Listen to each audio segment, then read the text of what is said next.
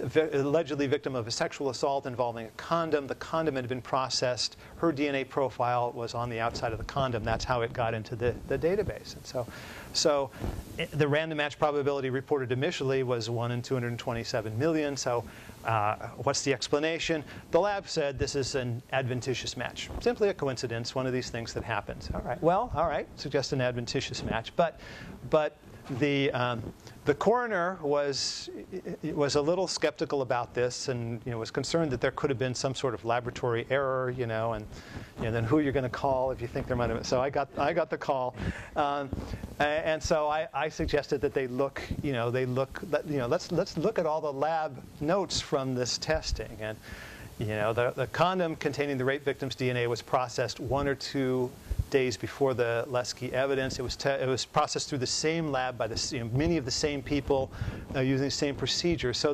just by coincidence, what a surprise that the DNA from this rape victim is going through the lab right just a little bit in advance of the DNA from the toddler. One way to rule out a coincidental match is to test additional loci, because if it's a coincidence to match on the first 7 or 8 or 9 or 10, if you test a couple more, that should rule the person out. But if you test those additional loci and the person keeps matching, that suggests it's not a coincidence, it's really the same person. And if it's really the same person, the DNA must be there due to a laboratory error. So anyway, we did that. We found additional matches at 5 to 7 different loci, and we did we went back and reanalyzed the computer data.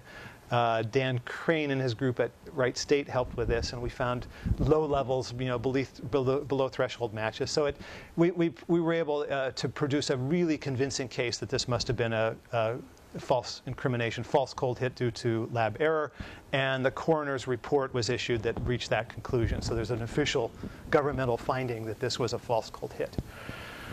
All right, I just want to skip ahead and say a few things about frame-ups and planting. In some ways, I think that this is the Achilles heel of the database expansion, more so than most people have realized. I mean,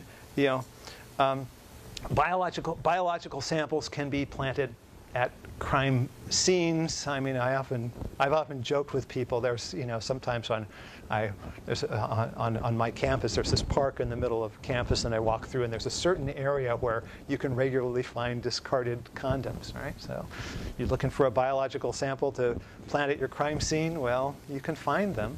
I mentioned in the paper this really interesting, disturbing master's thesis from Australia of the woman who looked at whether you can produce fake DNA matches, or whether you can obscure DNA evidence by spritzing around a solution of what they're called amplicons, that is amplified fragments of DNA. I mean, how much would it cost to do? I mean, you can do DNA amplification you can do PCR in your kitchen.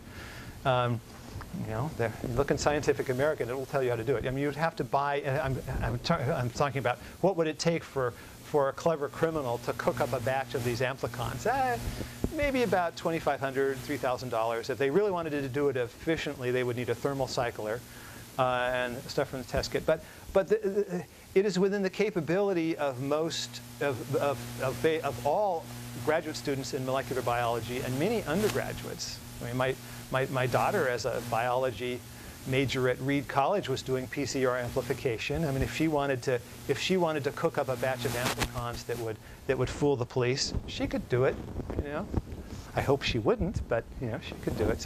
So I'm thinking it's only a matter of time until we see.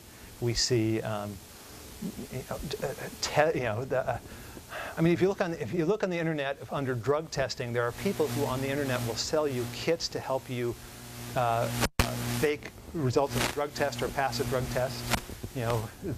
The Gee Whiz company and something will send you a kit. I mean, I think pretty soon we'll have So it's Mafia, a fourth generation Michael Corleone could cook something up to go after the DA. Sure. Yeah. No. What?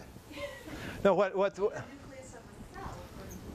No, it doesn't. What the Australian student did was take DNA from somebody. So you'd have to get the district attorney's DNA. I sort of think, for a while, Arnold Schwarzenegger's DNA was for sale on eBay. So let's suppose we have like the Terminator version. So you get Schwarzenegger's DNA, and you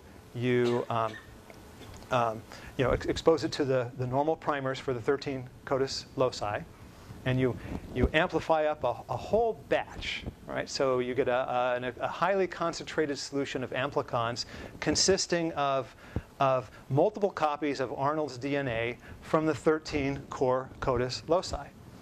And this is in solution, and you put it in like a little spray bottle. Okay, and so what the work in Australia showed is that if you have like blood from a second person then is in the crime scene, you take this solution and you spritz Arnold's amplicons on top of it, and then test it.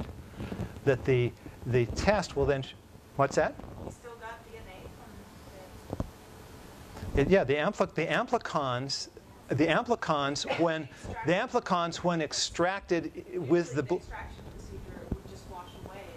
No. The amplicons when extracted through either the organic or the phenylchloroform extraction, they come right through and produce a profile that looks just like a regular DNA profile. You look doubtful. Wash the cells before you get to the organic extraction. That's what's they have to like encapsulate. Well, I'll show. No, well, I can show you the paper. No, but I mean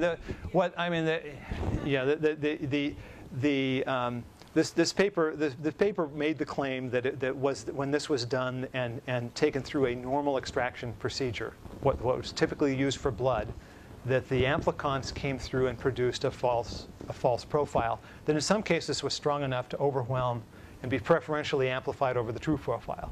So you have blood from the blood left by the true killer, and you spray Arnold Schwarzenegger's DNA on top, and then you type it with the DNA tests that are currently done. You get Arnold's DNA profile and not the original one.